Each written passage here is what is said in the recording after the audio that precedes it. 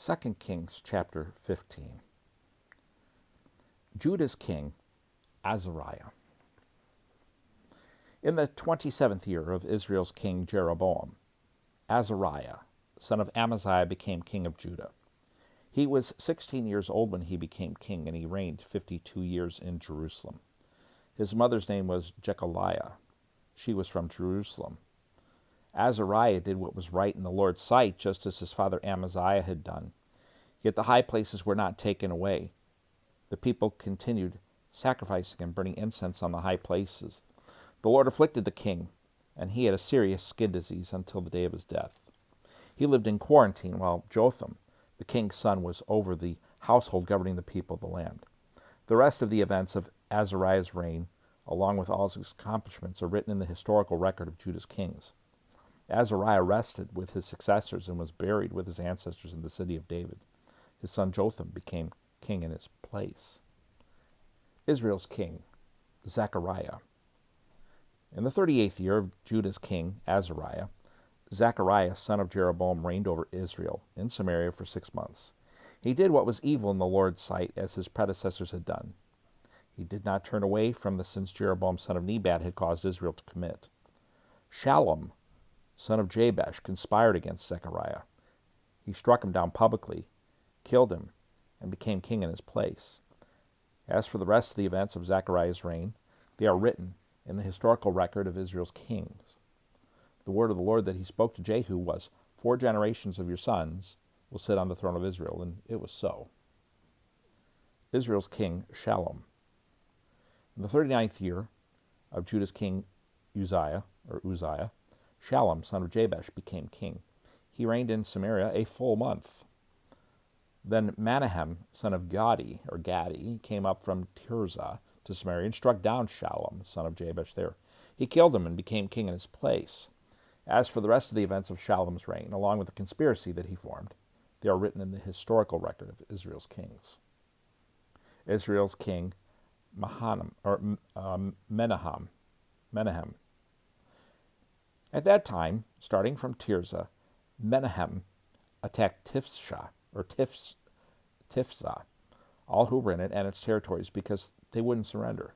He ripped open all the pregnant women. In the 39th year of Judah's king Azariah, Menahem, son of Gadi, became king over Israel, and he reigned 10 years in Samaria. He did what was evil in the Lord's sight throughout his reign. He did not turn away from the sins Jeroboam, son of Nebat, had caused Israel to commit. King Pul of Assyria invaded the land, so Menahem gave Pul 75,000 pounds of silver, so that Pul would support him to strengthen his grasp on the kingdom.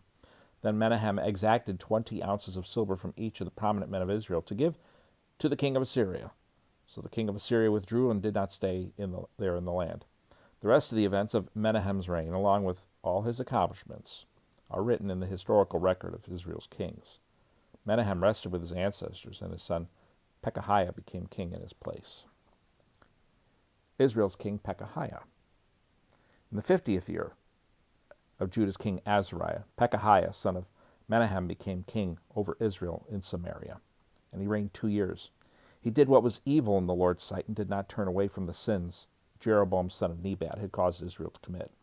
Then his officer Pekah, son of Ramaliah, conspired against him and struck him down in Samaria at the citadel of the king's palace with Argob and Uriah.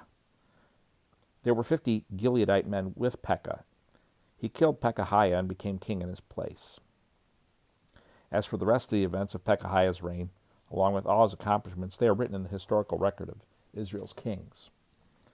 Israel's king Pekah. In the 52nd year of Judah's king Azariah, Pekah, son of Ramaliah, became king over Israel in Samaria, and he reigned 20 years. He did what was evil in the Lord's sight. He did not turn away from the sins Jeroboam, son of Nebat, had caused Israel to commit.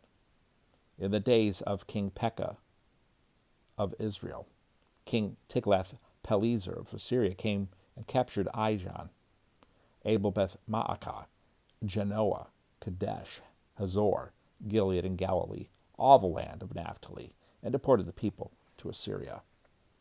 Then Hoshea, son of Elah, organized a conspiracy against Pekah, son of Ramaliah. He attacked him, killed him, and became king in his place in the 20th year of Jotham, son of Uzziah. As for the rest of the events of Pekah's reign, along with all his accomplishments, they are written in the historical record of Israel's kings. In the second year of Israel's king Pekah, son of Remaliah, Jotham, son of Uzziah, became king of Judah. He was 25 years old when he became king, and he reigned 16 years in Jerusalem. His mother's name was Jerusha, daughter of Zadok. He did what was right in the Lord's sight, just as his father Uzziah had done. Yet the high places were not taken away, and the people continued sacrificing and burning incense in the high places. Jotham built the upper gate of the Lord's temple. The rest of the events of Jotham's reign, along with all his accomplishments, are written in the historical record of Judah's kings. In those days the Lord began sending Aram's king Rezin and Pekah son of Remaliah against Judah. Jotham rested with his ancestors, and he was buried with his ancestors in the city of his ancestor David. His son Ahaz became king in his place. And there we have it. 2 Kings chapter 15. An interesting thing that jumps out to me, you have a really long reign with Azariah. He became king when he was 16, and he reigned 52 years.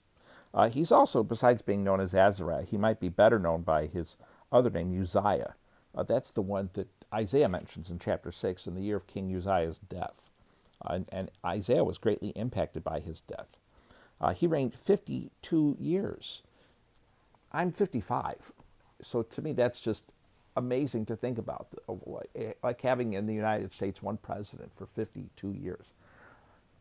But if it was a man like him, like Uzziah, or what's his alternate name, Azariah.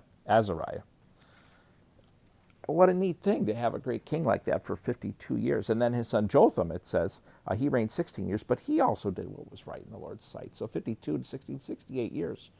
Oh, how awesome that would be to have good rulers for 68 consecutive years.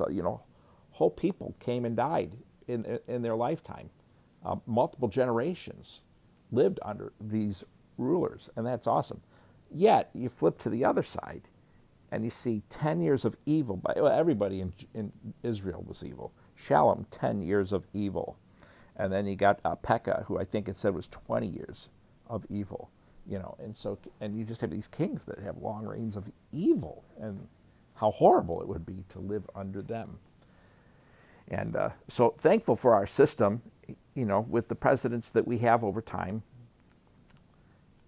And I think an honest assessment of any presidents is that each of them has some good and some bad. And depending on the president, he'll have more good or more bad. And obviously that can be subjective to what each of us thinks. Some people will think, since we're especially in a very divided two-party system, people tend to have our own political glasses on, and so we automatically give a generous hand to the party we prefer. And the other party, we can easily just give them the slight and not acknowledge good things they do, make the things that we see as bad worse than they are. But thankful for our system, the awareness of our founding fathers that they know that power corrupts, and absolute power corrupts absolutely, except in the hand of God himself. We don't handle it well. And but what a neat thing to see Uzziah, 52 years of, and not that there's not mistakes. And it was interesting too how short that was in 2 Kings. It's just a paragraph. I don't know how many verses it was, 5, 6, 7, 8 verses. I closed my Bible up already, but it's short. And there's other books of the Bible where we see what he did laid out in more detail, so we can see what he did. But we also see his mistakes too. He makes his own share of mistakes, like we all do. There's only one hero, and that's Jesus Christ. So anyway, 2 Kings 15, plugging right along. Thanks for hanging out with me. Hope to see you back here tomorrow.